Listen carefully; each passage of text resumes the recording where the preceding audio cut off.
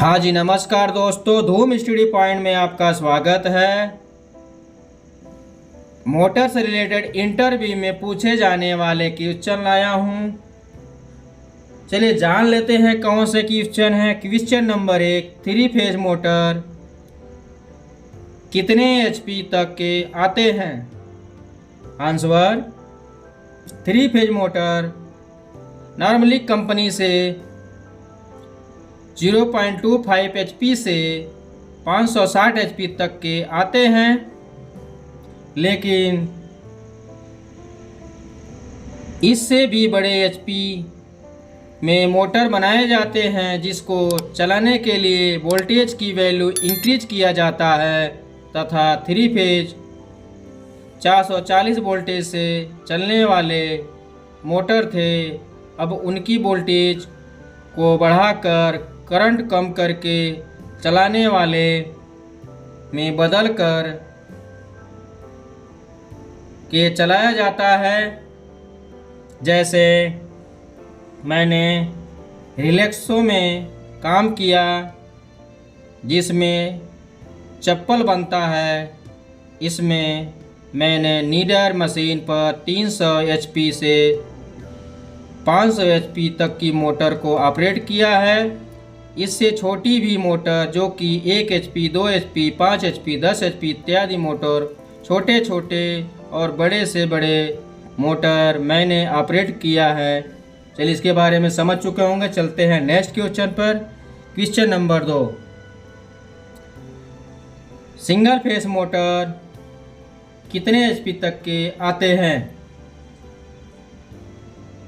Answer, single phase motor 0.07 kilowatt से 7.5 kilowatt अर्थात 1/12 HP तक के मोटर मार्केट में मिल जाते हैं, जिनका उपयोग घर, समरसेबल पंप, वाटर पंप या पंखों आदि में किया जाता है।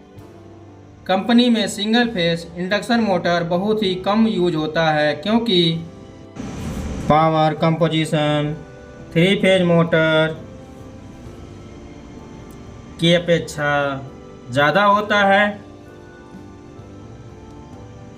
Crompton company single phase 20 HP तक का मोटर देता है, लेकिन सिंगल फेज मोटर का यूज कम होने के कारण कंपनी ज़्यादा एचपी का सिंगल फेज मोटर नहीं बनाती है। चलिए इसके बारे में समझ चुके होंगे। चलते हैं नेक्स्ट क्वेश्चन पर। क्वेश्चन नंबर 3, एसी मोटर और डीसी मोटर में कौन ज़्यादा आरपीएम में आती है? चलिए इसके बारे में जानते हैं। एसी मोटर और डीसी मोटर में डीसी मोटर ज़्यादा आरपीएम में आती है। एसी मोटर के बारे में जान लेते हैं। एसी मोटर फ्रीक्वेंसी पर चलती है। चलिए इसके बारे में जानते हैं। मोटर के आरपीएम कैसे निकालते हैं। आरपीएम बराबर 120 into F by pole. RPM बराबर 120 इंटू 50 बाई 2 बराबर 3000। आरपीएम बराबर 120 इंटू 50 बाई 4 बराबर 1500। 50 जो है हर्ट्ज है, पोल है जो पोल की संख्या है। फ्रीक्वेंसी के बढ़ने पर आरपीएम बढ़ता है और घटने पर घटता है। चलिए डीसी मोटर के बारे में जान लेते हैं। डीसी मोटर वोल्टेज पर चलता है, पोल के फ्लक्स पर। आर्मेचर का रेजिस्टेंस का फार्मूला जान लेते हैं।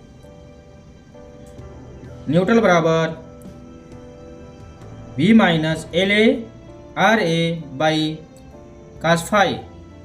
चलिए इसके बारे में समझ चुके होंगे। चलते हैं नेक्स्ट क्वेश्चन पे। क्वेश्चन नंबर 4, वोल्टेज के बढ़ने पर करंट बढ़ता है या घटता है? चलिए इसके बारे में जानते हैं। जब रेजिस्टेंस फिक्स होता है तब वोल्टेज बढ़ने पर करंट भी बढ़ता है और वोल्टेज के घटने पर करंट भी घटता है और ओम के नियम के अनुसार होता है V बराबर I इंटू R। चलिए इसके बारे में जानते हैं। जब पावर कंसंट्रेट होता है तब वोल्टेज के बढ़ने पर करंट घटता है तथा वोल्टेज के घटने पर करंट बढ़ता है। जैसे ट्रांसमिशन लाइन में, ट्रांसफार्मर में, जनरेटर में इनकी पावर फिक्स होता है P बराबर V इंटू आई। वीडियो अच्छा लगे तो लाइक एंड सब्सक्राइब जरूर करें। Thank you. Don't forget like.